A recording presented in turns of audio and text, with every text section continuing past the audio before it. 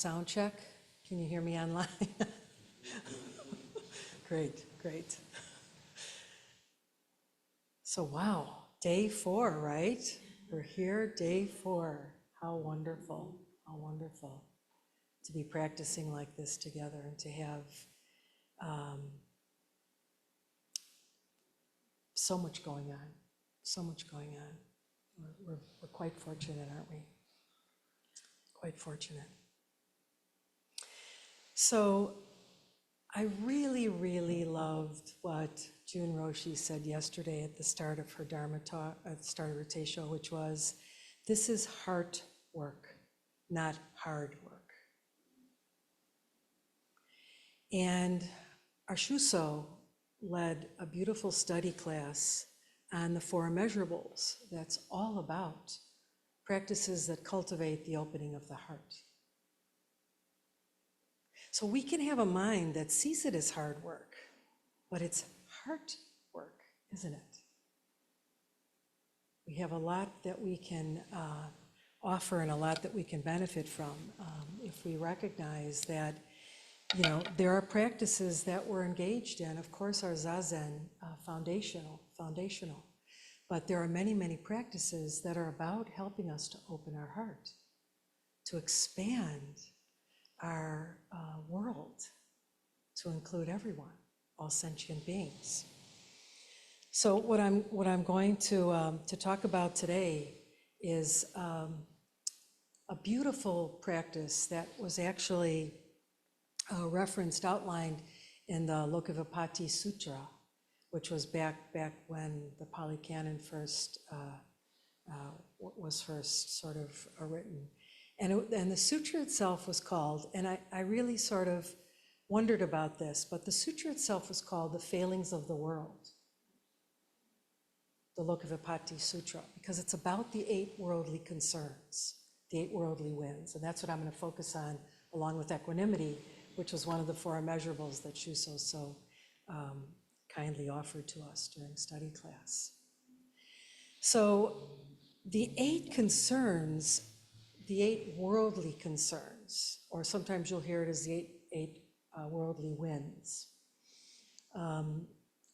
They're mundane concerns that motivate our actions. Well, think about that. We're sort of blown about by these winds, but they're mundane concerns that influence what we think, say, and do. And so as Dharma practitioners, as spiritual practitioners, we're very mindful of what we're thinking, saying, and doing, correct? So we've got practices that are being offered to us that are helping us discover these places that we get trapped, that we get stuck in samsara.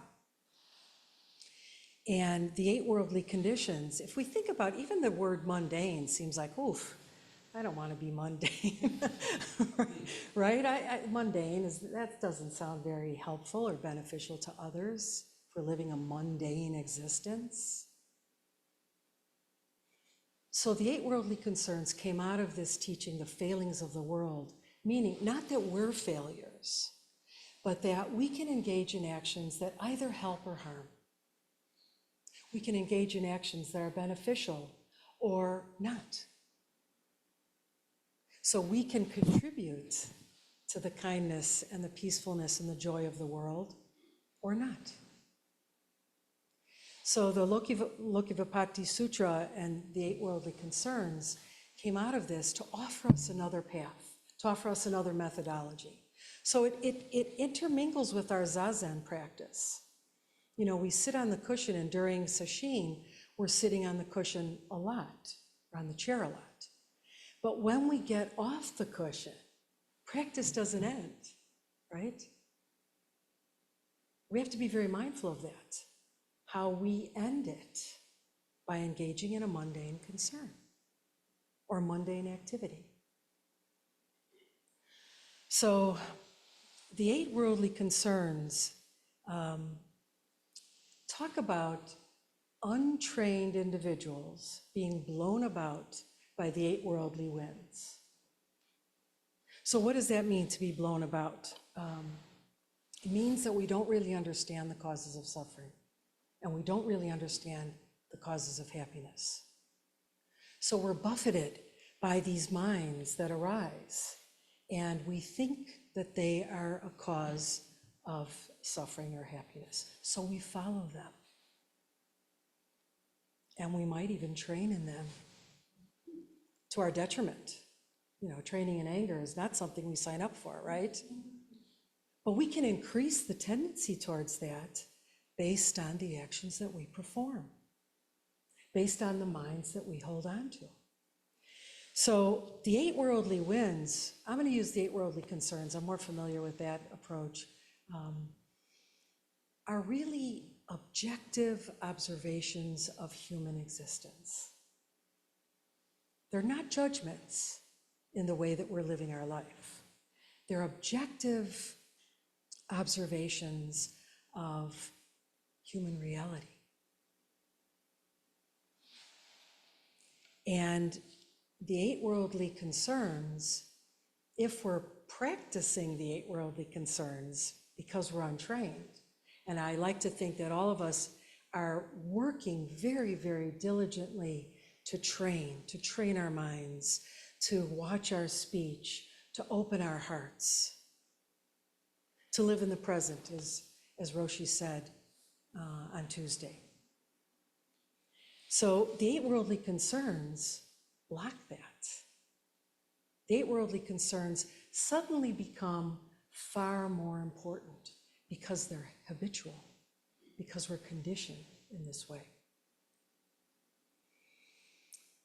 And the 8 worldly concerns give rise to many, many deluded states of mind. Anger, greed, ignorance, and all the subsets of the 3 poisons. All the subsets. So it gives rise, delusions give rise to this. And why is this a bad thing? It's obstructing our freedom. It's obstructing our joy. It's obstructing our capacity to fulfill our bodhisattva vow. So all of these method practices, wisdom practices, compassion practices, method practices, that's why what Shuso led us in during study group was so beautiful, because the practices of the 4 immeasurables, and particularly equanimity, fits in working skillfully with the 8 worldly concerns. But the other practices of compassion, loving kindness, joy, are practices to help us open up, to not be afraid of the minds that arise that are a little scary, that are a little fearful. So we're learning how to free ourselves from delusion, aren't we? We're learning to live a better life, if you will. And all of our practices give us that. Zazen being foundational. That's first and foremost, correct? But all the other hours of our day are practice periods, are training periods, if we maintain the mindfulness and the effort to watch habits of body, speech, and mind that are either deluded or not, that are either virtuous or non-virtuous. And that's where karma comes in. We engage in virtue. We're planting, as Roshi said during the beautiful Ango training, we're planting seeds that are wholesome. We are more likely to experience fortunate, favorable conditions or circumstances. Or we can be planting unwholesome seeds too. And what's the result of that? So these forces, these conditions of human existence really are, they really underlie how we think about suffering and happiness. Because most of the time, and we'll go through this as I delineate the 8 worldly concerns, most of the time our happiness is sometimes associated with an external condition. Something good happens at work, we feel happy. And so we continually associate, that's how That's how I maintain. That's how I can get more. I get a promotion. I have income, and I get more income. And we think suffering is the absence of that or the opposite of that. But Buddha taught very clearly that happiness and suffering are not coming from external factors. They're internal conditions that we create. We create our happiness and suffering based on our actions of body, speech, and mind, based on our conditioned ways of responding to the world, to others. So the 8 worldly concerns or the 8 worldly conditions are actually 4 pairs of opposites. And these are going on all the time in our life, all the time. The first pair is gain and loss.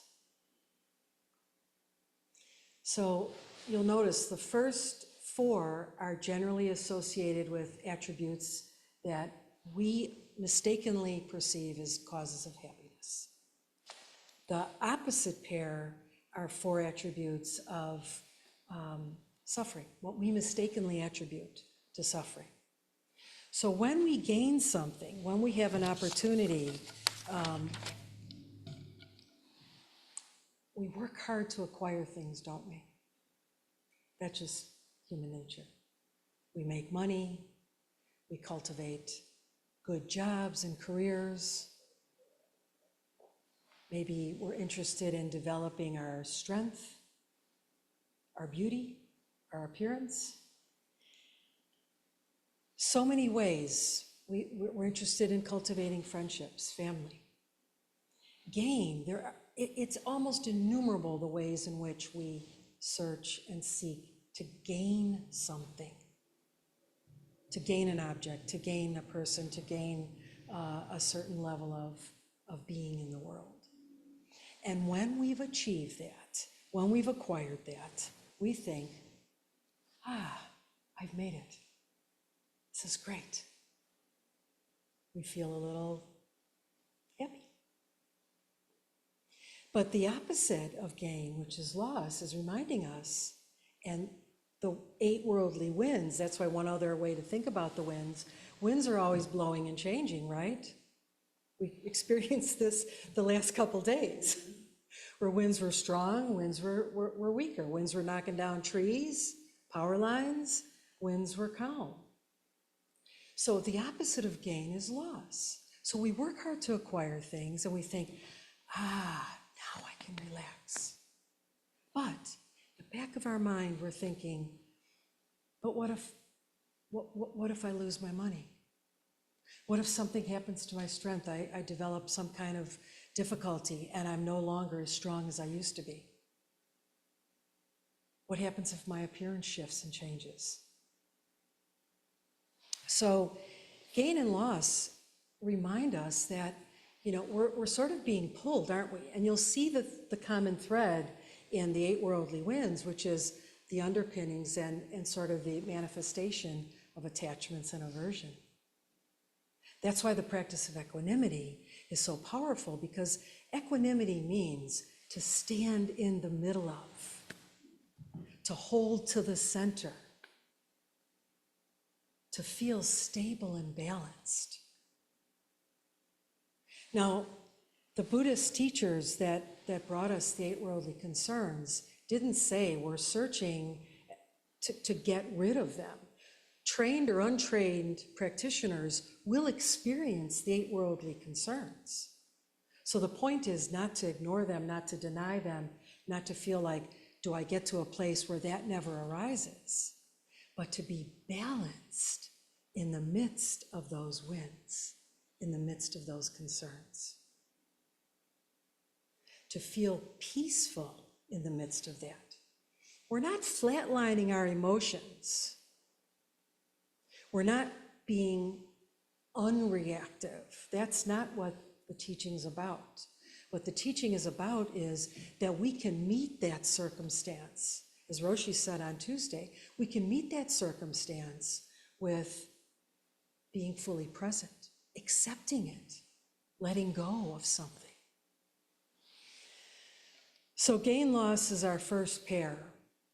And what I'm going to encourage you to do over the course of this Sesshin is to just notice for yourself what wind is pulling you, what you're feeling the tug towards or the contraction against. Because it's one or the other. We either go towards the shiny objects, as Jun Roshi talked about the addiction of pleasure, which happens to be one of the four winds, pleasure and pain, or we try to get rid of it. So the second pair are, it's called status or disgrace, or success or failure. I like status or disgrace, quite honestly. To me, that feels like it's got a little bit more of a punch to it, and I think sometimes our practices need a punch. We need to sit up straight. We need to be able to follow the noble path in order to be able to accomplish. Because if what we had been practicing up to now worked, we might not have to be here, right? If it worked. So status and disgrace, status is all about having a good reputation. And I loved Jun Roshi's story yesterday. Honestly, that resonated with me all day. And because I thought, how many times have I felt the same? I haven't sprayed salad dressing on anybody, but those places where we feel like our reputation takes a hit, or we're worried about it taking a hit. I'm going to give a Dharma talk that puts everybody to sleep. And then, oh my, I'm following Roshi and Jun Roshi. Yikes. So status is about good reputation, right? We want a good reputation. And where does that reputation come from? Promotions, career advancements, some kind of increase in fame. I never knew what the term was until quite recently when my great niece had to instruct me on this, what an influencer is. I'm like, influencer? What are you influencing? She said, whatever people want. Well, how do you influence that?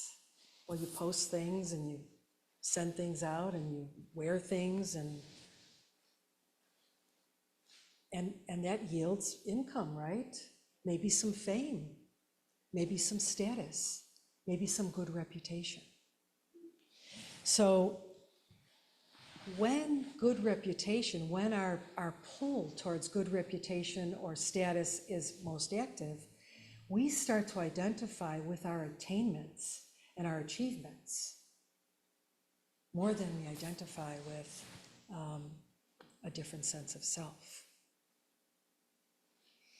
So what's the opposite? Disgrace, failure, a bad reputation. That happens. We might get caught in a mistake at work, and it's very serious and critical, and might bring some disgrace to our heart, to our world. We might lack resources that we wish we had. So the point is in all of these pairs is to be mindful of when you're pulled or pushed by them. This is the real practice of the 8 worldly concerns. When you're caught up, when you're swept up in good reputation, when something gets taken away from you, somebody maybe has a little bit of a critical moment or critical observation. And it can throw us off center, right? Some of the Tibetan masters used to wish for a mind that was as strong as a blacksmith's anvil. So you can only imagine how strong an anvil must be. Not that I mess around with anvils in my life, but and the idea is that it can take any kind of a hit without breaking, without being destroyed.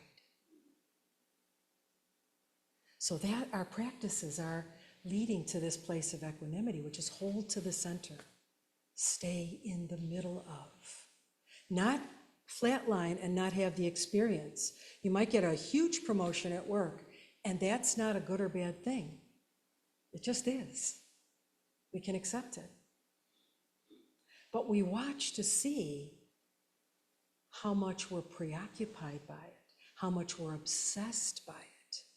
You know, one of the teachings in the 8 Worldly Concerns is, you know, the damage is when we become consumed by it, when we can't stop thinking about it, when the narrative in our minds continually spin towards this, gotta have it, want to have it, this feels really good.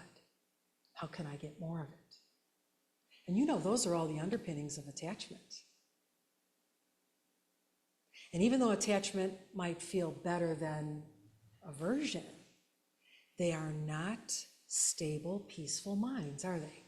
When we're elated and excited about something, you know, say you just won the lottery, a lot of money, you just won the lottery. Your mind is not at all peaceful, right? It's not peaceful. You don't feel inner peace. You feel excitement, you feel some sense of being thrown off. What am I going to do now? Should I hire a lawyer? Should I go into hiding? Now people are going to be showing up at my door. There's a lot of worry maybe around it, a lot of fear and anxiety. Those aren't peaceful minds. Do you feel peaceful with those minds? I certainly don't. So, you know, we can notice the experience as painful or unpleasant. You know, that's the first arrow. Remember the teaching on the 2 arrows? It's shot with the first arrow, and that's pain. And then here comes the second arrow, deepens the suffering, and we're so consumed by that, that our reactions to that are monumental. We can't let go.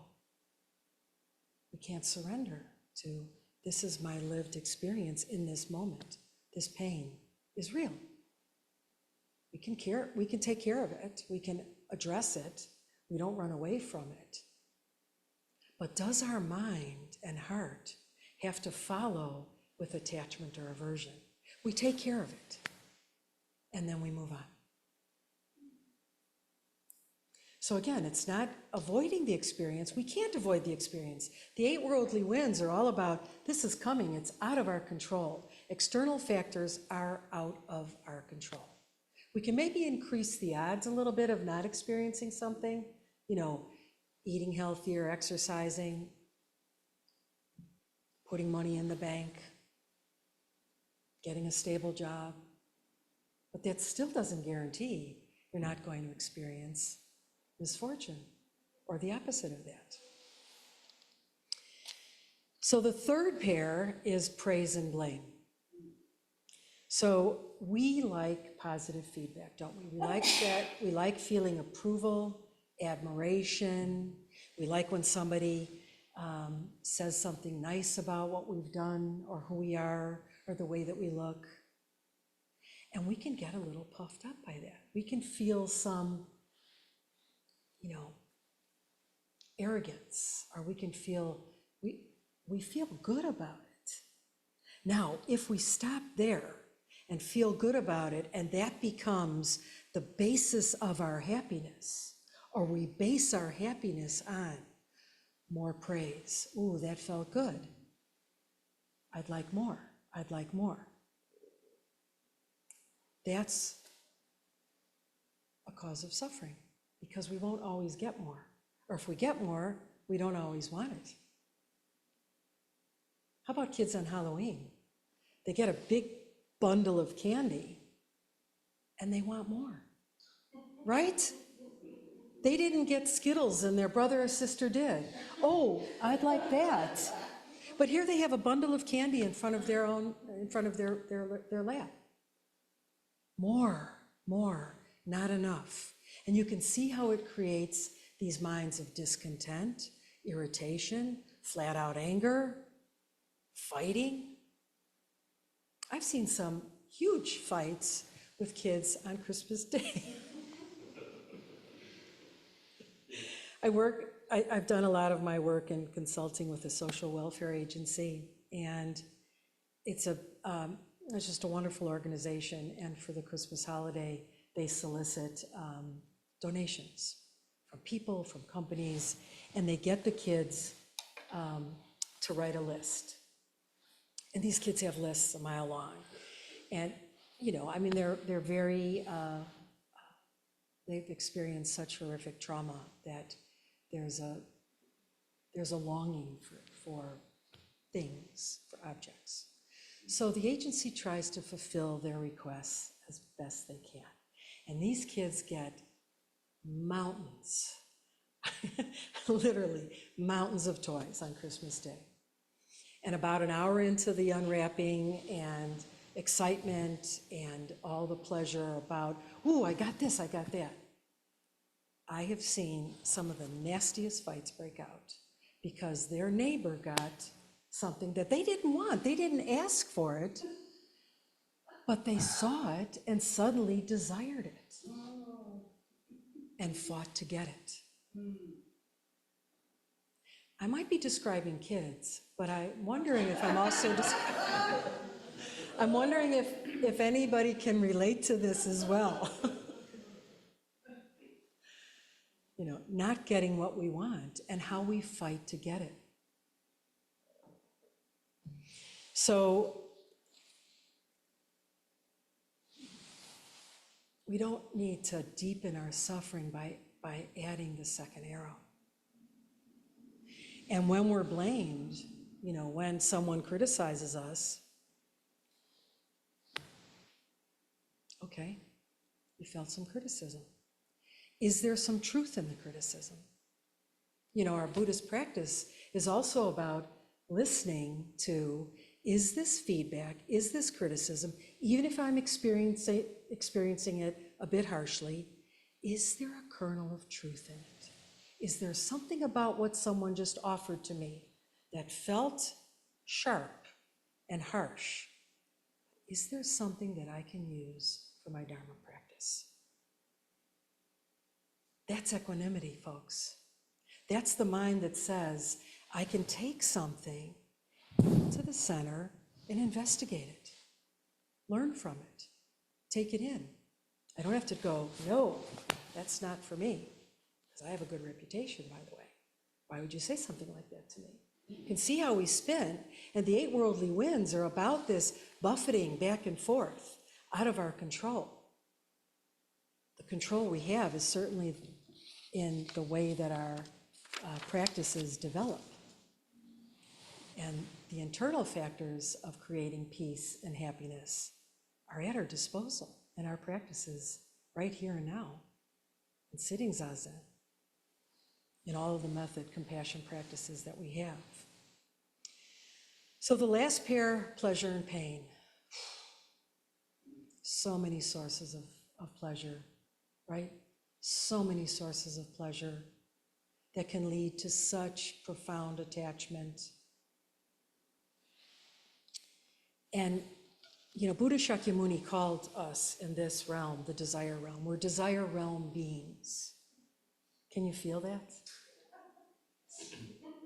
Desire realm beings.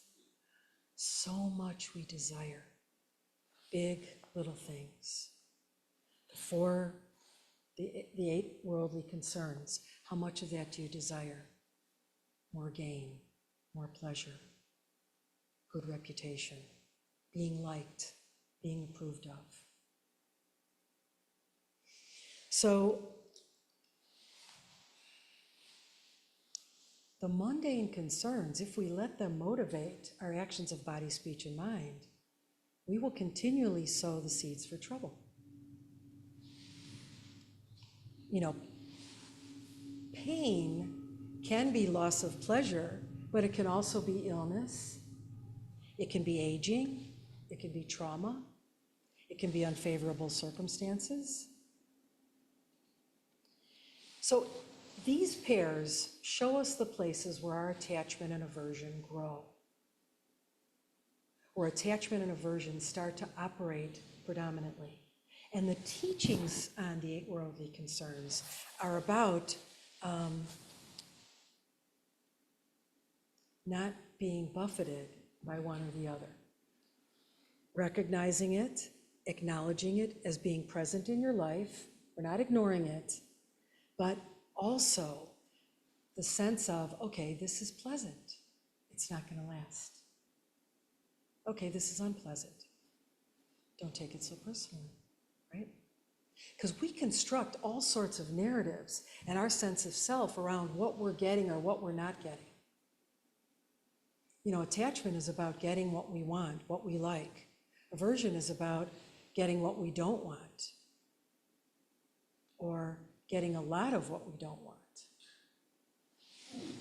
So, just like the real winds, these 8 worldly concerns are always changing direction.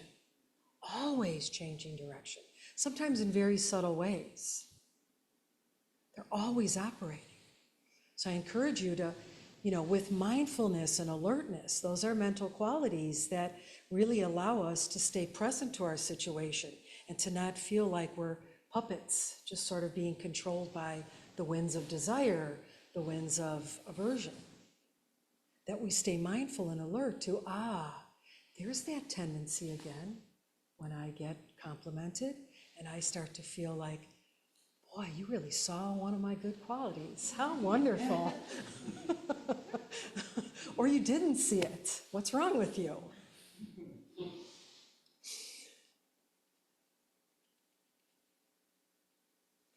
So I love this, you know, this sort of notion that we're in the desire realm.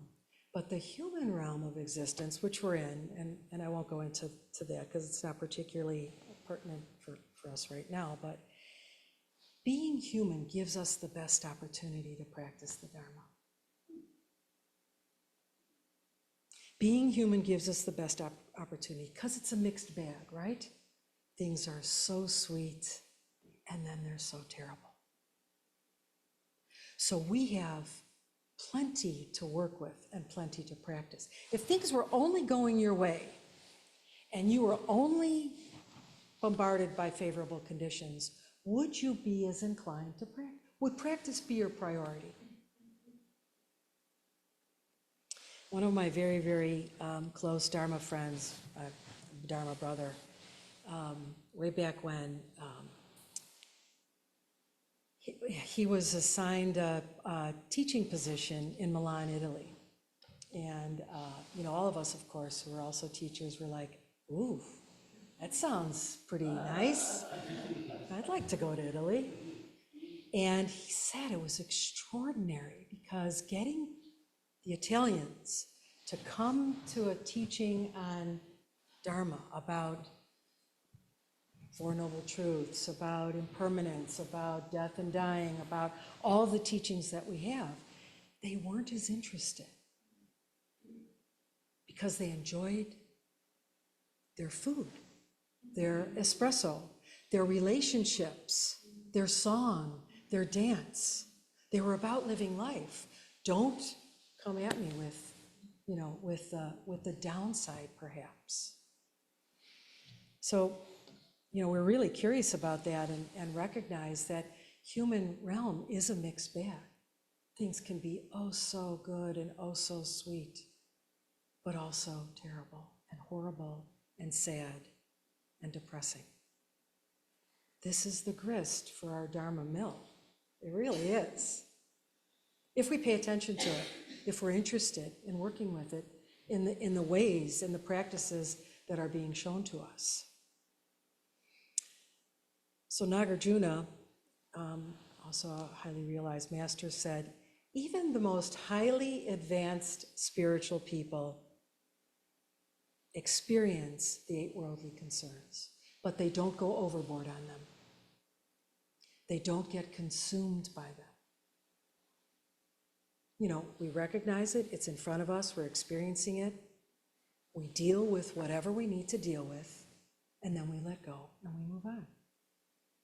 You know, Roshi was talking about our lived experience.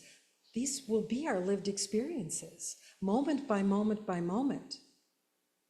You know, you're sitting comfortably and suddenly you get a neck spasm, right? A pain in my knee. Like, these moments are always changing. So, you know, it's about the attitude of being in the world, but not being consumed by it, by recognizing with our practices of mindfulness, we see the signs, right? Mindfulness and alertness shows us the signs. Here, this is coming. Oops, You stepped in it. You step in dog poop as you're walking down the street, and instead of throwing your shoe across the street because you're so angry it happened to you, you clean it off and you keep walking, right? It's not pleasant. I come from experience of stepping in dog poop. It's not pleasant, but you deal with it. We can deal with the unpleasantness. The problem is we're not recognizing that things are constantly changing. We know that intellectually. We understand the teachings on impermanence. We understand the things on how we can identify too strongly with grasping or grasping and clinging, those minds that are sticky and want everything, and the minds of aversion, which are like, run and hide, don't touch me, don't come near me. Because even when things go well, we have a vague sense that something is around the corner to go wrong, right? A vague sense of anxiety. So and also when things go badly, instead of taking solace in refuge or impermanence or changing conditions, we get angry, rageful.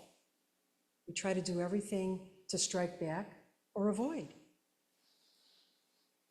So the idea is not that, either extreme can pull us away from our Dharma practice, because it's either too pleasurable or too painful. Either extreme. So the practices of equanimity are really helping us stay in the center and recognize what brings us a peaceful mind. How do we cultivate those peaceful minds? So remember, external conditions we can't control. Internal factors, internal conditions, we can through our practices.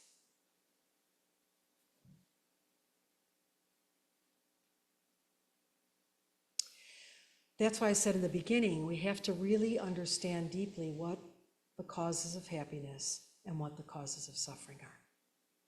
Not just on the superficial level, because we're all serious Dharma practitioners training in our Zen path. So we have a good idea of that.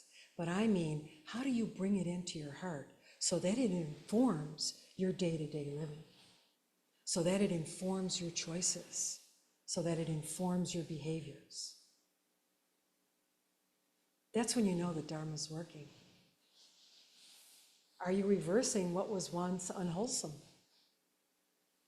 Are you experiencing a different way of looking at others in the world?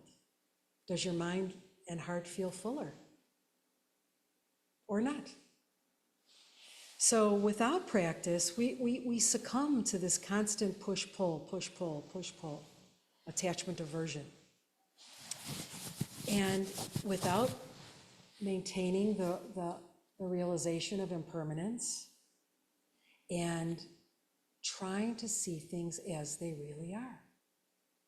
Now, this is a profound teaching to train in seeing the emptiness of all phenomena, as well as the illusory nature, the transient nature. To see things as they really are, not as the way that we want them to be, not as the way that we imagine them to be. How do we continue our training to see true reality? Of course, we know the answer to that, Zazen. But we need practices that help us tone down and trim back these unskillful, unhealthy, unwholesome states of mind, body, and action. Otherwise, we're just a constant mess. We sit for 25 minutes, and then we think we're going to get up and be less of a mess. Maybe. We might be more of a mess, right? We might be more of a mess. So, what do they say? The path is not difficult, just avoid. I'm laughing because this really relates to me. Just avoid picking and choosing. Accept equanimity.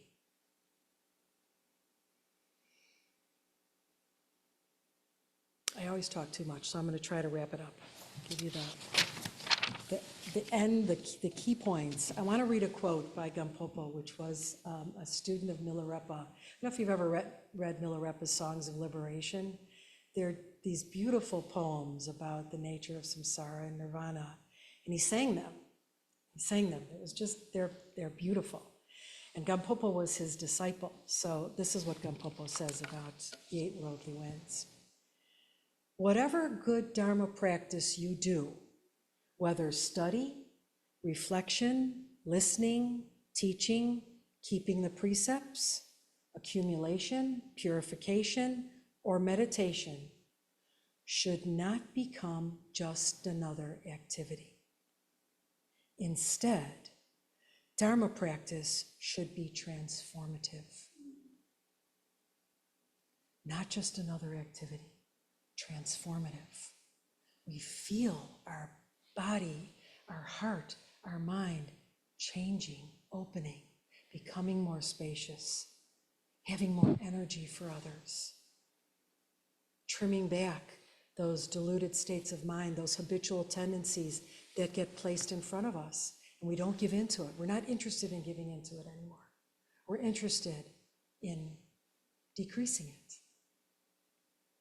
So last quote by Gampopo. The 8 worldly concerns are like a snare. Exhausted by meaningless effort, we end our lives in dissatisfaction. Meditate well on renunciation. So I just want to say one thing on renunciation, because it's often misunderstood as give everything away, give everything up. It's not renunciation is not, oh, you can do that, of course, that's helpful. I'm not saying it's not a practice, but renunciation is the mind that isn't interested in being attached by things. So you can have $1 million in the bank. Nobody's saying that's good or bad, but how attached to you, how attached to that are you? Renunciation is a mind that just sees it as favorable condition. How can I be generous? How can I help? Versus seeing it as, I've got to protect it. Somebody's going to want to take it away. So let me stop here. I think this is a good place to stop and see if there are some questions or comments or, one of the concerns. Sam?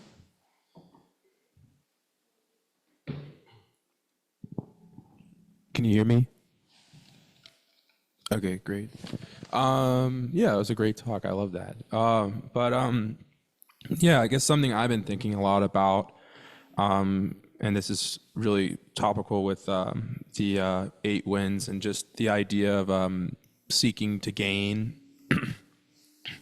But just a question I have is, let's say you're in a position where the external forces on you are really bad or something.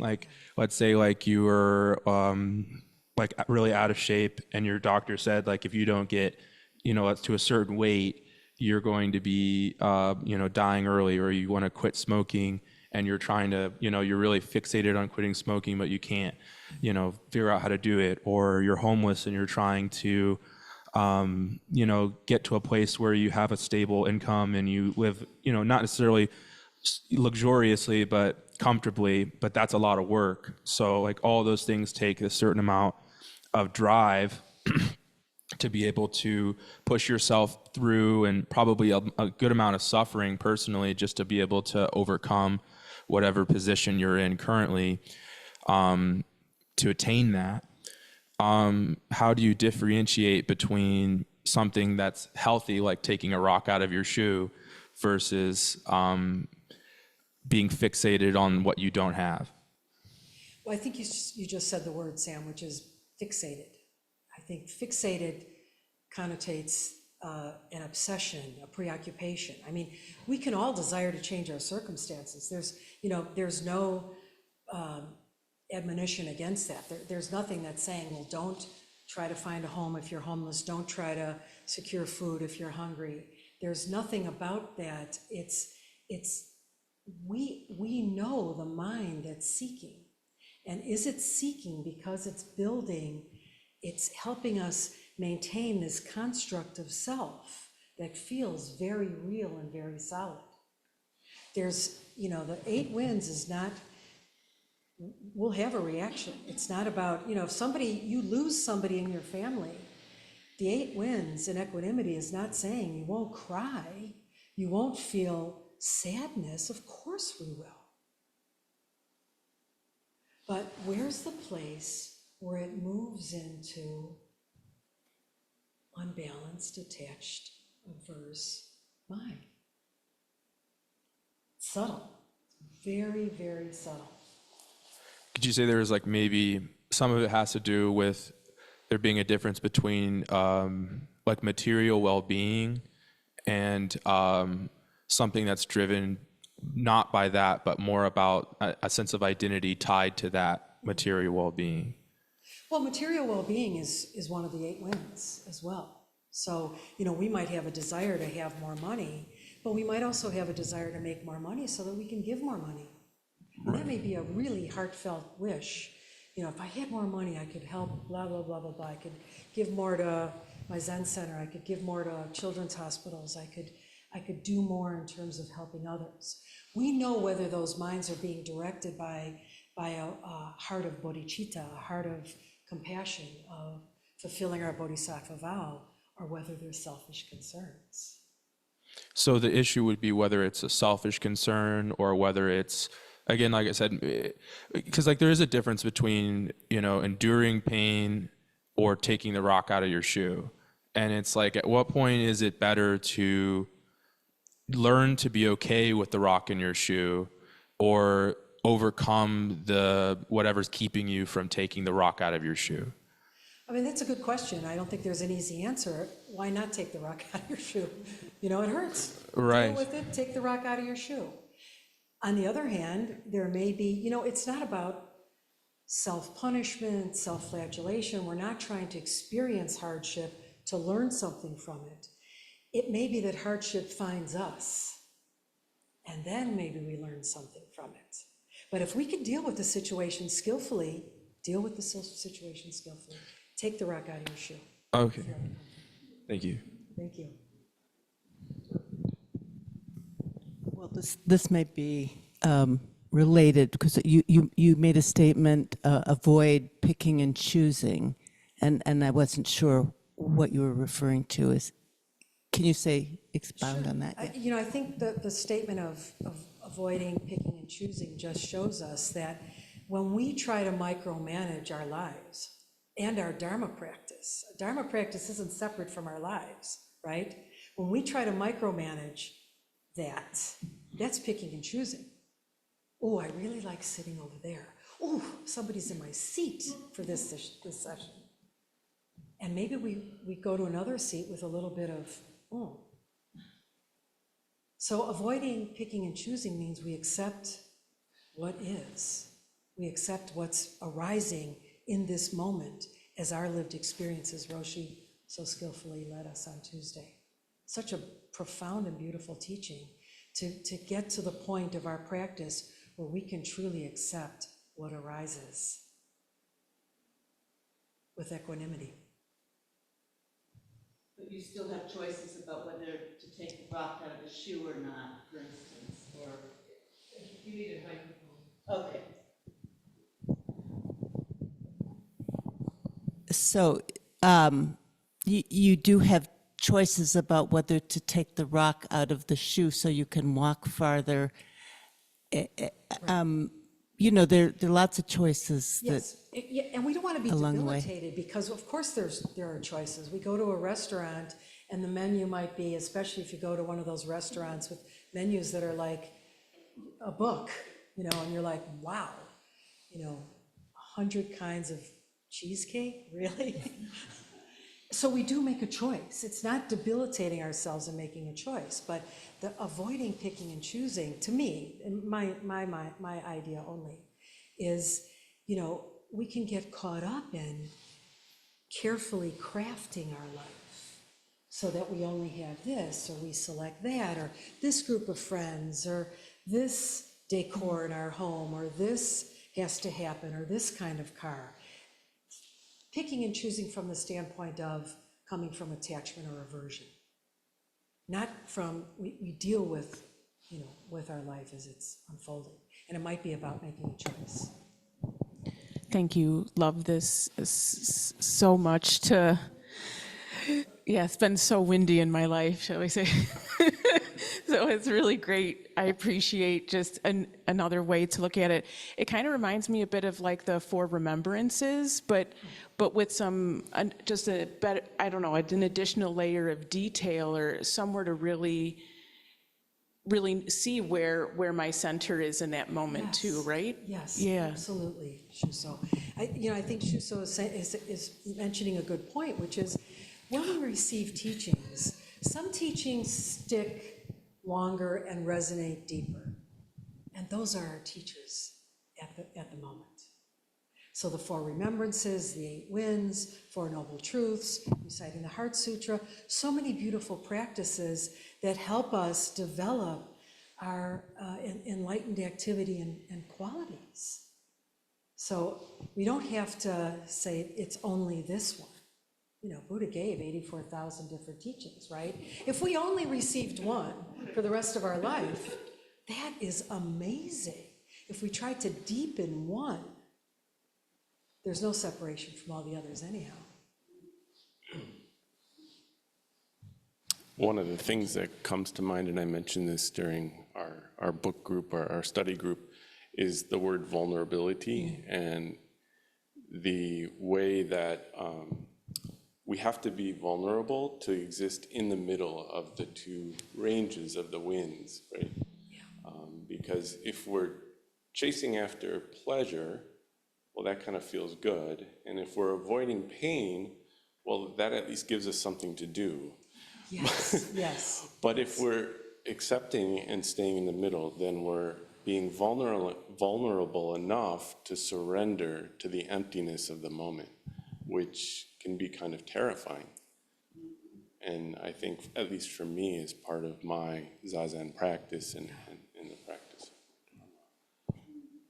Beautifully said, Kanchan. I couldn't agree more. I think you're right. There is that moment of terror when the unfamiliar and the house of cards that we've built, that is the self, comes tumbling down. Like, whoops. No. Yeah, thank you for sharing that. Thank you. It was a wonderful talk. Boy, I feel so fortunate this week. I wanted to just say a word. I think it relates to what's being said here about, you were saying so you notice that you're being caught, or you notice you're trying to stay in the middle, and if you deal with it and you move on.